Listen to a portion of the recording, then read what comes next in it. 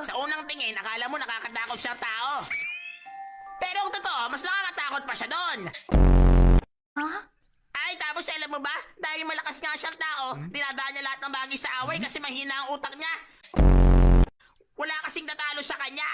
Wala talagang pag-asa ang batang yun. Ginagawa niya kung anong gusto niya, tapakagahaman. Tapos kung magyabang, akala mo kung sino. Pero sa bahay nila, takot sa nanay niya, tumiiyak para magmakaawa. Bakit ko biglang sinabi ang mga bagay na yun? Ang hirap talaga magsinungaling. Sineo, tumulong ka naman sa amin. Oo nga, hindi yung kami ang pinaglilinis mo dito. Sige na, umuwi na kayo. Ako na lang tatapos ng paglilinis dyan. Oh? Hindi ba nakakatamad maglinis? Pero huwag kayong magkalala. Ako nang bahalang tumapos sa mga ayaw niyong gawin.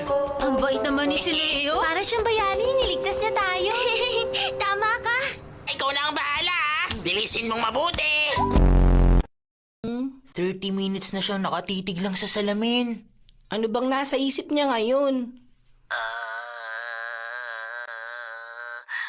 Hi, kahit kailan talaga. Kahit kailan, hindi talaga nakakasawang titigan ang mukha ko. Ang salitang kagwapuhan ay sadyang ginawa para lang sa akin. Sineo!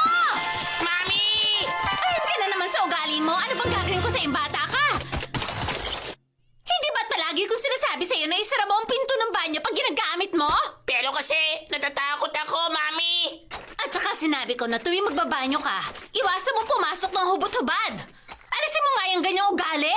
Pero, may dumi na sa pantalon ko eh.